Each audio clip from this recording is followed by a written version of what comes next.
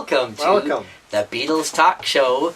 We're going to look at Beatles trivia facts and events from January 19th throughout their entire career, such as, in this day, January 19th in 1967, the Beatles go into the recording studio, Studio 2 in London, and they begin recording the song A Day in the Life. Oh, what a good song. The first 4 takes are done, and there's a missing middle section, and at this point in the recording, they don't even know what to do with that middle section. So they just leave it out, and Mal Evans counts out the bars, 1 through 24. And his voice is actually heard on the final recording. You can hear it, they put echo on it, and you hear him counting. That's his voice, eh?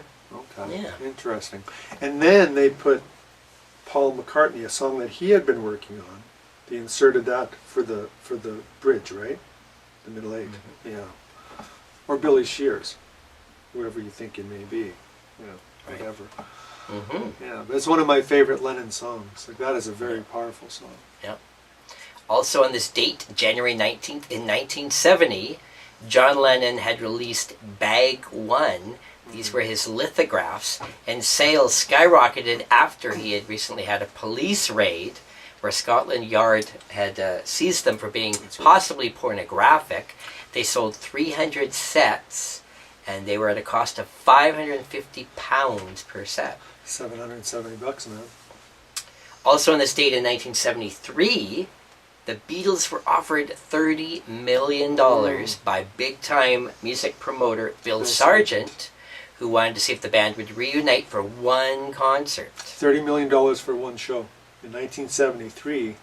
Well, now, we're talking 40-some years ago. That would be like, what, 300 million today? It's crazy. It's but, insane. Obviously, if you don't need the money or you're not on good terms, you just go, no thanks. But you know what Paul said, and I remember this, I still have the article. Paul said he didn't want to hurt the Beatles' persona. He said it'd be like reheating a souffle.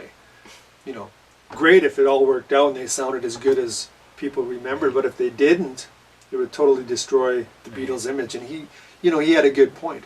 But still, man, for like $30 million in 1973, I would have done it. Yep. I would have done it. And it would be nice to have it, in film, right? On this date in 1984, John and Yoko released Milk and Honey. Good album. And of course this featured sort of unfinished recordings that John was doing in late 1980, just before he died. Some of his best material, actually. And he actually had his very last major radio hit from this album, a song called Nobody Told Me. Nobody told me there'd be days like these, strange days indeed. And it's just, there's a lot of good material on this album. In fact, I'm also, of course, a fan of Yoko's stuff on this album. I have to bring that up, right? And I remember buying this album brand new when it came out. In 84? Yeah. Yeah, I did too. I bought the cassette and the album. Yeah. Hey, you know what's one of my favorite singles, actually, from 1981? I still have the 45, is Walking on Thin Ice. Now, that was the last song that John recorded, I believe. He was actually holding the tapes when that monster shot him. And they've been scattering all over.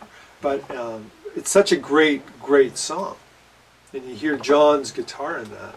I'm not sure if that was, I know it was released as a single in 81, which was what John Lennon wanted to do, back in 1980.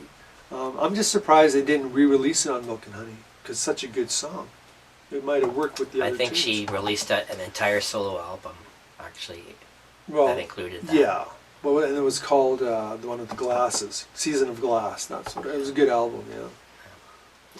Speaking of Yoko, it was on this date, January 19th in 1986, that the New York City police arrived at the Dakota building to arrest a man who had came through the roof and broken into Yoko's apartment, and he even left her a letter and a photograph.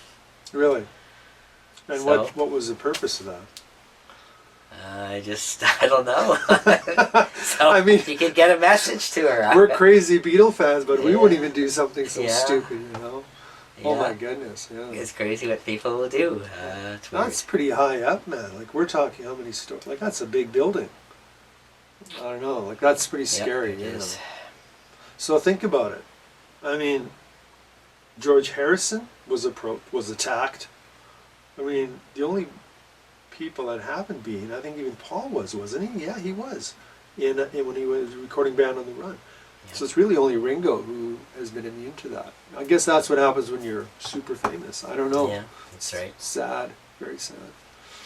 It was on this date in 1994 that John Lennon was inducted into the Rock and Roll Hall of Fame as a solo artist. Okay. Paul and Yoko were there. They gave a press conference and they announced that they would be working on a new project which would become Anthology, which would reunite the Beatles and use Lennon's demos for Free as a Bird and Right. Real Love. Mm-hmm. And then Paul eventually gave those demos to Jeff Lynne, who started working on the project. And of course, the rest is history, as they say. Anthology would become a massive hit. Yeah, in the mid-90s, yeah. And also on this date, sadly... Wait. Oh, we got more news. You know I touch on everything you talk okay. about. So, originally it was going to be called The Long and Winding Road, and it had been planned as far back as 1979. So, really in 1980, 81 was when the project was supposed to happen, and there was a possible Beatles reunion to work around this new documentary. Did you know that? That's a fact. Mm-hmm. Yeah. A lot of what ifs in life. A lot of what ifs. Yeah. And one thing, last thing too, is on Anthology. I thought Free as a Bird was a pretty good song, and I thought Real Love was a great song. I'd still like to hear, there's a few more that they left off, because George wasn't pleased with the way it was going. I'm trying to think of the titles, because there's some really good Lennon demos that are still, I think Paul has them and has planned to release them at a later date, or he's mentioned that. I'm trying to think of the titles of the songs. Grow Old With Me was one of them. Now and Then, that's the name of the song. And now and then, da da da da again. Great tune. It's just a great, great song. Yeah, I really like that. Good package. Mm-hmm. Anyway, go ahead. Tell me what you're gonna say. And finally, on this date, sadly, January 19th, 1998, Carl Perkins died, Okay. one of the original rockabilly radio stars, and of course a big influence on the Beatles. And They George covered Harrison. a bunch of his songs, yes, Yeah. and then Carl played with George later, so bit of tie in there. Yeah, Carl Perkins was very instrumental in George's playing, wasn't he? As much as Chuck Berry, I'm sure. Mm-hmm. Oh yeah. Yeah, definitely. Yeah, great guitars. Yeah. All right, well, there's some cool facts for January 19th. We'd like to thank you guys for watching. We'll see you again tomorrow. And no climbing down ropes into the Dakota. So my dear friends, come back when you can.